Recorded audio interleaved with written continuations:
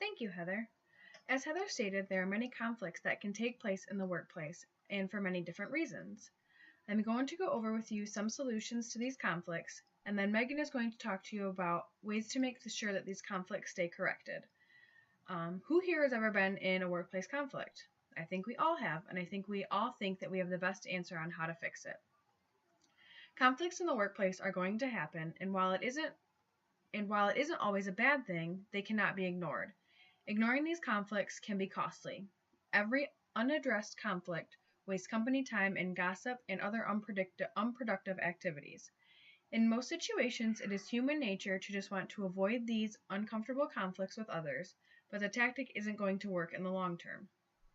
By the time the conflict is brought to either HR's attention or upper management's attention, it is because a valuable employee is quitting.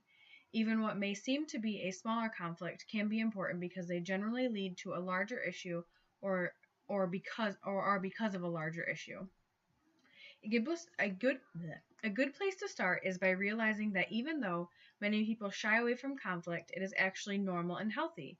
It is believed to be a vital ingredient to organizational success. It has been found that the most effective teams are ones where the members feel safe enough to disagree with one another. A work environment where dissent is allowed or even encouraged can spur innovation, diversity, and better decision making. It is when there is unhealthy conflict is is when it becomes personal and emotional. Then your judgment gets clouded. In contrast, good conflict can lead to higher levels of trust. If people think that it is okay to challenge the boss, they can question the status quo, which can be better for the company.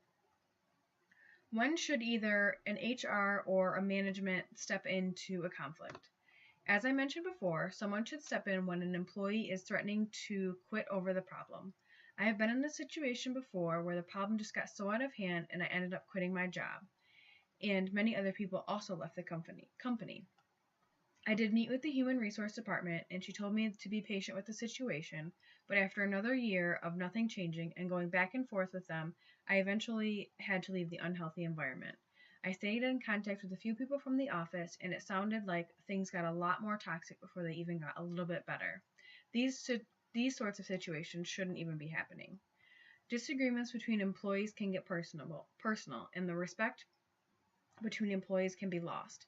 You spend a lot of time with these people, therefore it can be easy to get frustrated or annoyed with little things, but it is important to take care of those before they get worse. These conflicts can affect morale and organizational success in a company. I am now going to share with you some tips that will help to effectively handle conflicts in the workplace. Employees need to know that it is unacceptable that what is acceptable behavior. Even just having a definition for what constitutes acceptable behavior is a positive step in avoiding the conflict in the first place. Employees need to have a clear defined job description so that people know what's expected of them, and a well defined chain of command to allow for effective communication will help avoid conflicts. Clearly make it known what will and won't be tolerated in the workplace. Conflict needs to be hit head on. You can't always prevent conflicts, but when possible, the secret to conflict resolution is in fact prevention of conflict. This may sound crazy, but by actually seeking out the areas of potential conflict and proactively intervening in an assertive fashion will hopefully prevent the conflict from even happening. If it does happen, it can hopefully be minimized in severity rather quickly. What has also been noted is that it is almost essential to understand what others' motivations are prior to weighing in on the conflict.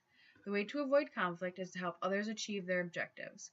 If a conflict is approached in a way where it will help others best achieve their goals, few obstacles will be found to stand in the way when resolving the conflict. Employees should pick their battles and really avoid conflict for the sake of a conflict. It is important to remember that if it is important enough to create a conflict in the first place, then it is most definitely important enough to resolve. Conflict should be viewed as an opportunity. Deep down in just about every conflict, there is the potential for a tremendous teaching or learning opportunity.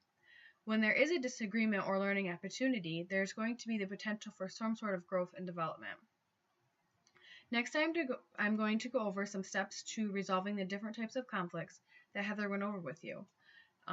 This would start by scheduling a meeting with the employees to address the problem in a neutral place. Then ask all of the parties to treat each other with respect and to make an effort to listen to and understand the other's views. Have each of the employees describe the conflict. This is to include any changes that they would like to see. They need to make statements about themselves and not of the other person.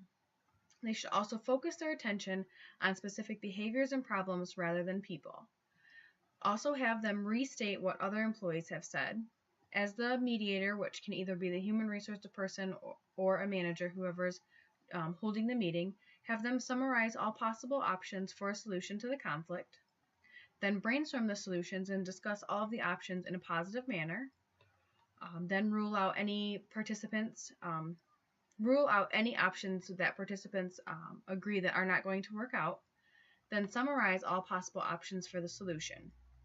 Assign any further analysis for each option to the individual employees, making sure that all the employees who are involved agree on the next steps.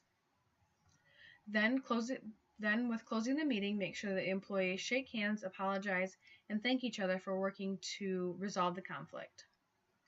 Now that I have shared some of the different tactics on how to find a solution in the workplace and some things we can do to stop them from happening, I'm going to hand it over to Megan so that she can now speak with you about how to make sure that these conflicts stay corrected.